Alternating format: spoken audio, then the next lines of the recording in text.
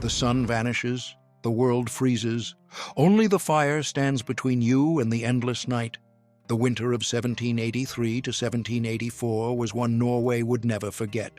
The Laki volcanic eruption in Iceland had poisoned the skies across Europe, and Norwegian valleys that had survived countless harsh winters suddenly faced something far worse. Families who had lived for generations in these remote settlements watched their children develop a persistent cough from the ash-filled air. Mothers found themselves cooking in perpetual twilight, their eyes burning from smoke that seemed thicker and more acrid than ever before.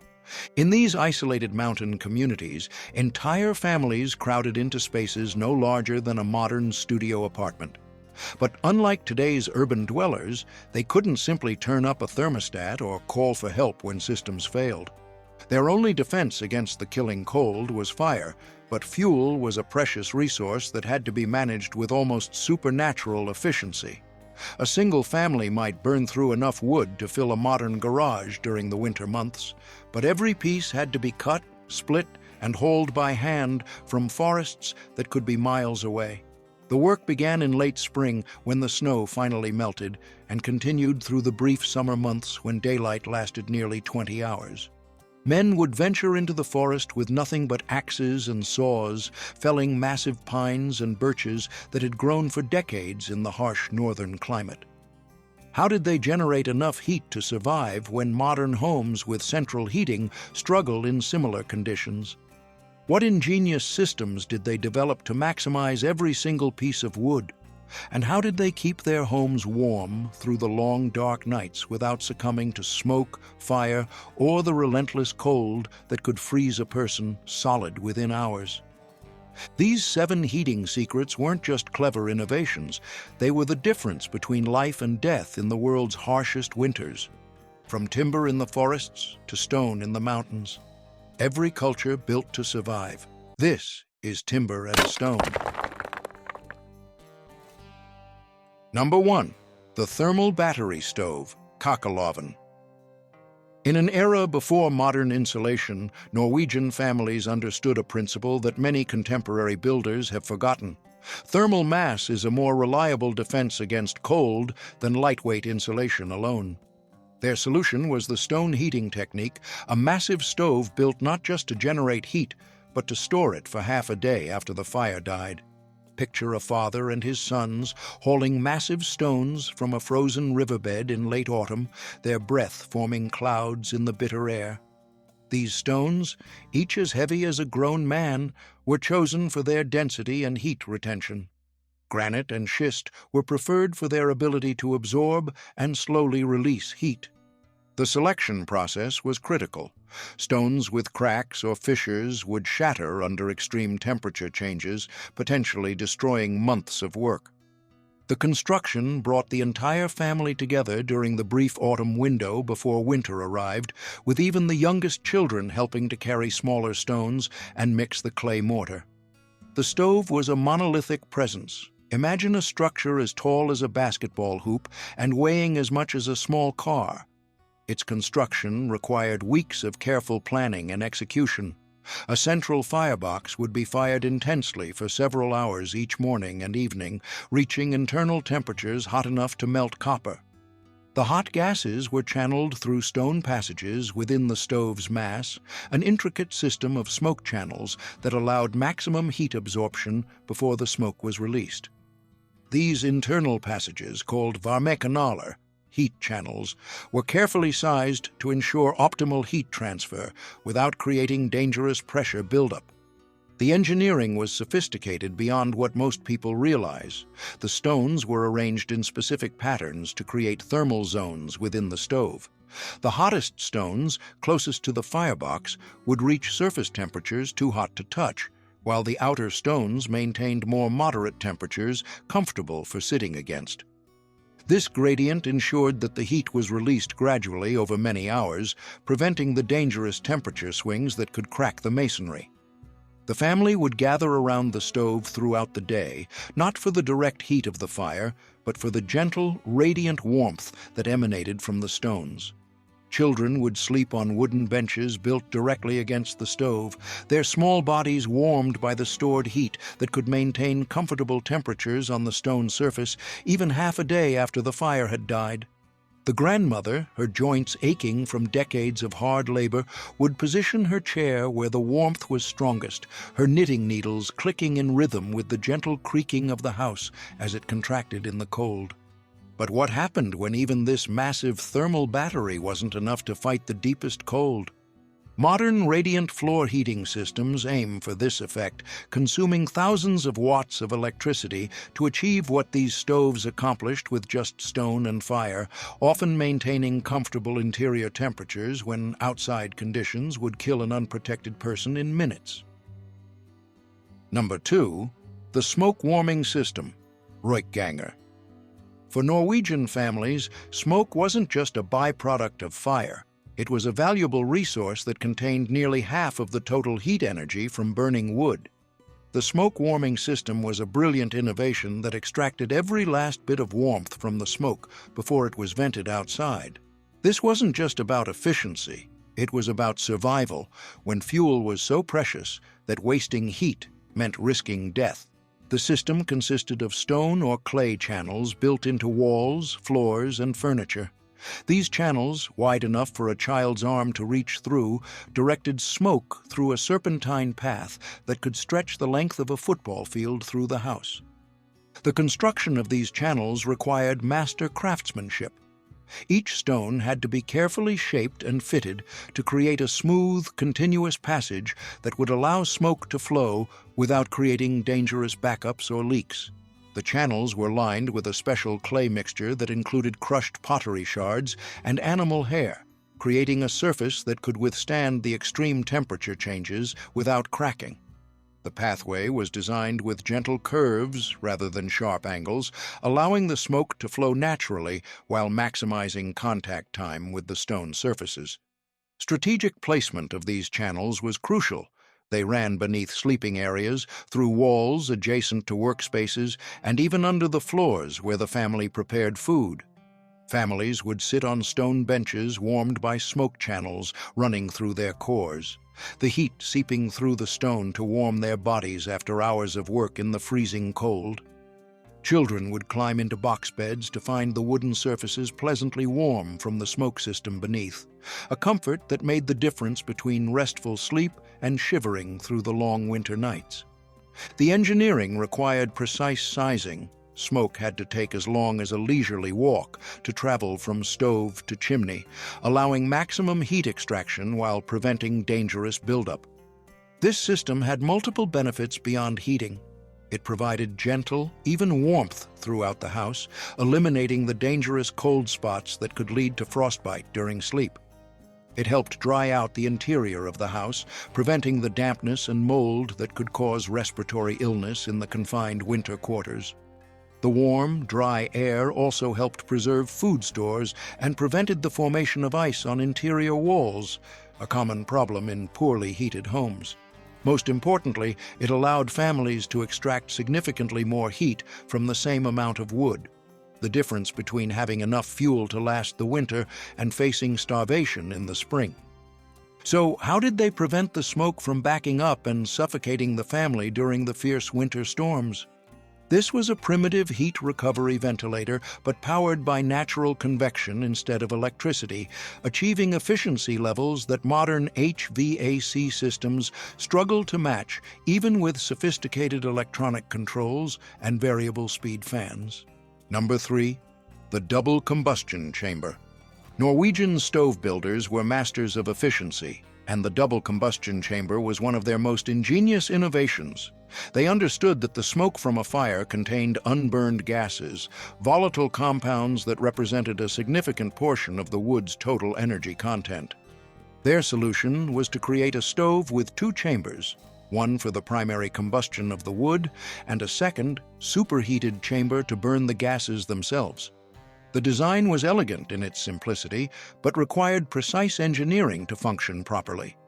The first chamber, where the wood was burned, was relatively small, about the size of a large suitcase, and designed to produce a hot, fast fire that reached temperatures capable of melting bronze.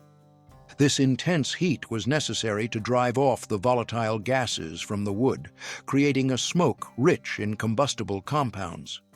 The chamber was lined with fire-resistant stones that had been specially selected for their ability to withstand extreme temperature cycling without cracking. The smoke and unburned gases from this chamber were then channeled into a second, superheated chamber through carefully designed air passages. This secondary chamber was lined with fire-resistant stones that had been heated to extreme temperatures. The design included a series of baffles that created turbulence in the gas flow, ensuring complete mixing of the unburned gases with the incoming air. As the gas-rich smoke entered this chamber, additional air was introduced through precisely positioned vents, causing the gases to ignite in a secondary combustion that could reach temperatures hot enough to melt silver. The father of the family, having learned the technique from his own father, would carefully adjust the air intake to the second chamber using a system of sliding metal plates forged by the local blacksmith. These plates, called luftregulering, air regulation, were precision instruments that required years of experience to master.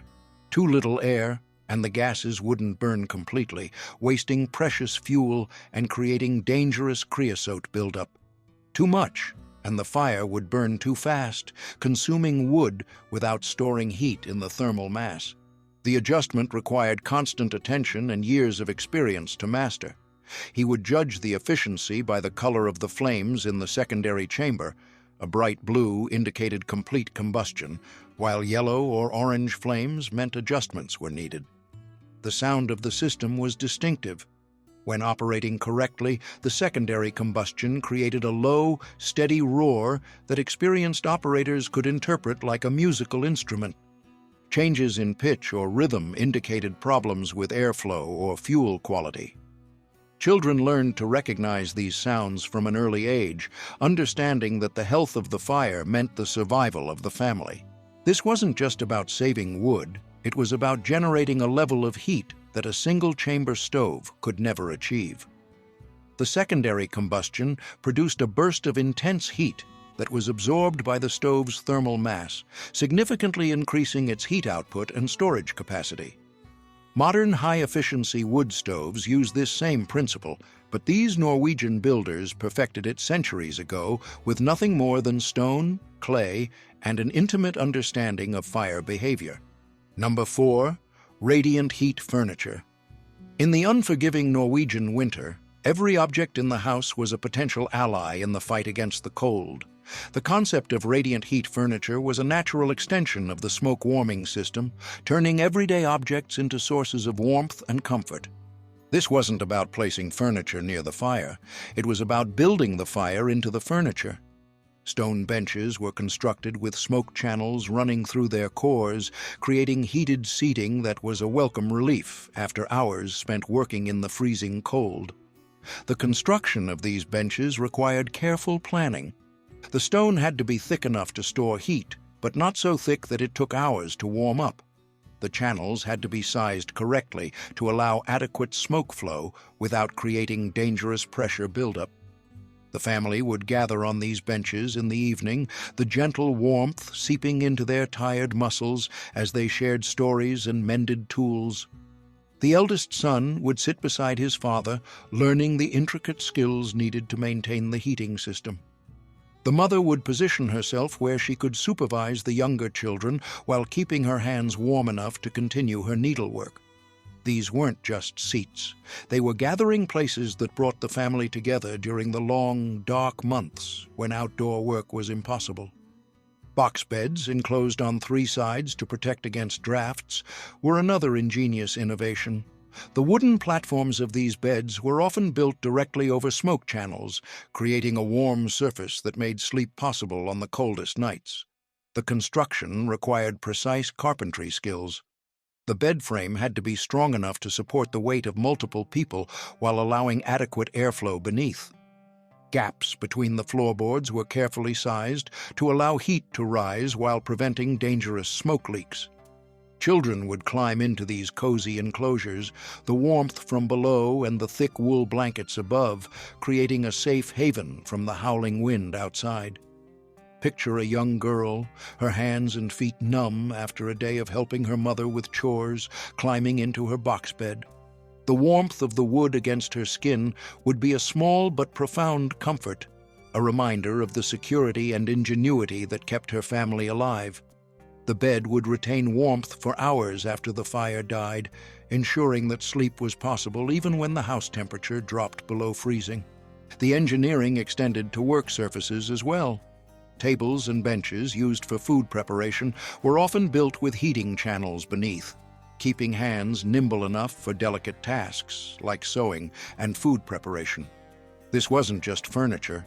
It was a system of survival, a way of life that found warmth and comfort in the most unlikely of places. Today, heated furniture is a luxury item found in high-end spas and expensive homes, powered by electricity and controlled by digital thermostats. But for these Norwegian families, it was a necessity, a testament to their ability to integrate warmth and comfort into the very fabric of their homes, using nothing more than stone, wood, and the heat from their fires. Number 5. Controlled ventilation systems. In a small, tightly sealed cabin with a fire burning for hours on end, managing air quality was a life-or-death challenge. Too little ventilation, and the family could suffocate from carbon monoxide. Too much, and the precious heat would be lost to the outside air. The solution was a system of controlled ventilation, a delicate balancing act that required a deep understanding of airflow and combustion. This wasn't as simple as opening a window. Norwegian builders developed sophisticated systems for regulating the flow of air into and out of the cabin. The most common method was a system of sliding metal plates or dampers that controlled the air intake to the stove and the outflow of smoke through the chimney. These dampers allowed for precise adjustments, enabling the family to maintain a hot, efficient fire while minimizing heat loss. The system included multiple air intakes positioned at different heights and locations throughout the house. Primary air entered directly into the firebox through carefully sized openings that could be adjusted with metal slides. Secondary air was introduced higher in the combustion chamber to ensure complete burning of gases. A third air intake, called friskluft, fresh air, brought outside air directly to the living space, preventing the dangerous negative pressure that could draw carbon monoxide into the house. Mastering this system was a skill passed down through generations. The father of the family would teach his son how to read the fire, to understand the subtle cues that indicated whether it was burning efficiently. He would show him how to adjust the dampers based on the direction and strength of the wind, the type of wood being burned, and the temperature outside. The boy would learn to recognize the sound of proper combustion, a steady, even roar that indicated complete burning, and the dangerous silence that meant the fire was starved for air. A Norwegian proverb says, "Den som ikke vil lære må føle." He who will not learn must feel. A stark reminder of the consequences of ignorance in this harsh environment. Families who failed to master these systems faced not just discomfort, but death from carbon monoxide poisoning or hypothermia. They also understood the danger of negative pressure, a condition where the fire draws so much air that it creates a vacuum in the cabin, pulling in cold air from every crack and gap. To prevent this, they would often create a dedicated air intake for the stove, a small channel that brought fresh air directly to the firebox from outside. This simple but brilliant innovation ensured that the fire had a steady supply of oxygen without creating drafts in the living space. The ventilation system also included emergency measures for extreme weather. During blizzards, when normal ventilation might be blocked by snow, they had backup air intakes positioned higher on the walls. These could be opened when needed to prevent suffocation, even if it meant accepting some heat loss. The system was designed with redundancy, ensuring that the family would never be trapped without adequate air circulation. Modern homes rely on complex HVAC systems with electronic sensors, variable speed fans, and computer-controlled dampers to manage air quality. But these Norwegian families achieved a similar level of control with simple, manually operated systems that required no external power source. Their understanding of airflow and combustion was not just a technical skill, it was a form of folk wisdom, a body of knowledge that was essential for survival. Number 6. Advanced fuel conservation. In a land where trees were a precious resource, every piece of wood was treated with reverence. Fuel conservation was not just a matter of thrift, it was a fundamental principle of survival. Norwegian families developed a range of strategies for maximizing their fuel supply, ensuring that they had enough to last through the long, dark winter. It started with the selection and preparation of the wood itself. They understood that dry, seasoned wood burned hotter and cleaner than green wood, producing more heat per pound and creating less creosote buildup in the chimney. The men of the family would spend the short summer months felling trees, cutting them into manageable lengths, and splitting them to accelerate the drying process. The wood would then be stacked in a location where it would be exposed to the sun and wind, a process that could take a year or more. The selection of tree species was critical. Birch was prized for its high heat output and clean burning characteristics. It produced intense heat quickly and left minimal ash. Pine and spruce burned longer but at lower temperatures, making them ideal for overnight fires that needed to maintain heat without constant attention. Oak, when available, was reserved for the coldest nights because of its exceptional heat output and long burning time. Each type of wood had its place in the heating strategy. Picture a young boy, his hands calloused from the work, stacking wood with his father in the brief summer months. He would learn to recognize the different types of wood and their burning properties, understanding that the quality of his work would determine whether his family ate a hot meal in February or shivered in the dark. The wood had to be split to the correct size. Too large, and it wouldn't burn completely. Too small, and it would burn too quickly. The stacking technique was equally important, with air gaps between the pieces to promote drying while protecting the wood from rain and snow. But even with the most carefully prepared wood, there were times when fuel was scarce. In these situations, they would turn to alternative fuels that modern people would never consider. Peat, cut from the bogs during the summer and dried in the sun, was a common substitute for wood. It burned with a slow, smoky fire, but it provided a steady source of heat when wood was unavailable. The cutting and preparation of peat was a community effort, with families working together to harvest enough to supplement their wood supplies. Even dried cow dung was used as a fuel of last resort, mixed with straw and formed into bricks that could burn for hours. This wasn't desperation, it was resourcefulness. These families understood that survival meant using every available resource, no matter how humble. The dung burned with a distinctive smell, but it produced steady heat and was readily available on farms where cattle were kept. They also developed techniques for extending the burning time of their fires. Banking the coals with ash would slow the combustion, allowing a fire to burn through the night without constant attention. Adding green wood to a hot fire would create steam that helped distribute heat throughout the house. These weren't random experiments. They were carefully developed techniques passed down through generations of experience. This wasn't just about finding things to burn, it was about a mindset of conservation, a deep-seated understanding that waste was not an option. Every resource, no matter how humble, was valued and used to its full potential. This is a lesson that we, in our age of abundance, would do well to remember. Number 7. Architectural heat trapping. The final secret to surviving the Norwegian winter was not a single technique, but a holistic approach to design that integrated the heating system into the very fabric of the cabin. The Stabbur was not just a shelter with a fire in it, it was a carefully engineered system for trapping and retaining heat. It started with the orientation of the cabin itself. They were often built into a south-facing slope to maximize exposure to the winter sun and to provide protection from the prevailing winds. The walls were thick, often as wide as a man's outstretched arms, and constructed from massive logs that provided excellent thermal mass.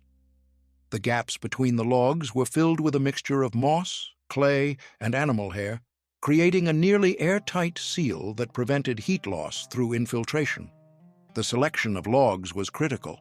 They preferred logs from trees that had grown slowly in the harsh northern climate, as these had denser wood with better insulating properties.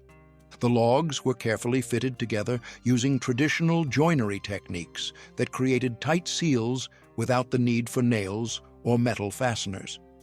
The chinking material was a carefully developed mixture that included local moss, moss, clay from riverbanks, and hair from cattle and horses. This mixture dried to form a flexible seal that could expand and contract with temperature changes without cracking. The roof was another critical element. It was typically covered with a thick layer of sod, which provided excellent insulation and helped to absorb the heat from the sun. The sod was laid over a base of birch bark, which created a waterproof membrane that prevented leaks. The eaves were wide, extending far beyond the walls to protect them from rain and snow, while creating a microclimate around the building that was slightly warmer than the surrounding area. But the most ingenious feature was the way the heating system was integrated into the structure. The smoke channels from the stove were not just a way of venting smoke. They were a network of arteries that carried heat throughout the cabin. They ran through the walls, under the floors, and even through the furniture, turning the entire structure into a giant radiator. The channels were carefully sized and positioned to ensure even heat distribution while preventing dangerous temperature buildup that could cause fires. The foundation was designed to work with the heating system as well. The cabin was often built on a stone foundation that extended below the frost line, preventing heat loss to the frozen ground. The floor was constructed with multiple layers: a base of stones for drainage, a layer of clay for insulation, and wooden planks on top. Smoke channels ran beneath the floor, warming the living space from below and preventing the dangerous cold spots that could lead to frostbite. This was a system where every element worked in concert with every other element. The thermal mass of the walls and roof stored the heat generated by the fire, releasing it slowly over many hours. The smoke channels distributed the heat evenly throughout the cabin, eliminating cold spots. The controlled ventilation system ensured that the fire burned efficiently without wasting precious heat. The tight construction prevented heat loss through air infiltration. This was not just a house. It was a living, breathing organism, a machine for survival that had been perfected over centuries of trial and error. It was a testament to the ingenuity of a people who, faced with the most extreme conditions, found a way to not just survive, but to thrive. Modern passive house design attempts to achieve similar efficiency using advanced materials and computer modeling, but these Norwegian builders accomplished it with nothing more than local materials and generations of accumulated wisdom. Practical takeaways. Embrace thermal mass. In a cold climate, a heavy, massive structure will always outperform a lightweight, insulated one. Stone, earth, and thick logs are your allies in the fight against the cold. Modern builders focus on R values and air sealing, but thermal mass provides the steady, reliable heat storage that can carry you through the coldest nights. Waste nothing. Every resource, from the smoke from your fire to the orientation of your house, can be used to your advantage. A mindset of conservation is the first principle of survival. Modern energy efficiency isn't just about saving money. It's about building resilience and reducing dependence on external systems that can fail when you need them most. Integrate your systems. Don't think of your heating, ventilation, and structural systems as separate entities. Design them to work together to create a whole that is greater than the sum of its parts. The most efficient homes are those where every element supports every other element in a unified approach to comfort and efficiency. Design for resilience. A resilient home is one that can adapt to changing conditions and that is not dependent on a single source of energy. Learn from the past to build a more secure future. The Norwegian families who survived the harshest winters were those who had multiple backup systems and who understood their homes intimately enough to make adjustments when conditions changed. Conclusion. Don't attempt to replicate traditional heating systems without proper ventilation and modern safety measures. Don't replicate smoke channels in timber walls. Keep them in masonry mass. Always consult with qualified professionals before modifying heating systems. Safety first. What heating secret from these Norwegian survivors would you bring to a modern home? The massive thermal battery of the kakeloven, the ingenious smoke warming system that extracted heat from smoke, or the holistic approach to architectural heat trapping that turned the entire house into a heating system? Every structure tells the story of those who refused to surrender to the elements. Let me know in the comments what impressed you most about these Norwegian survivors. See you in the next episode.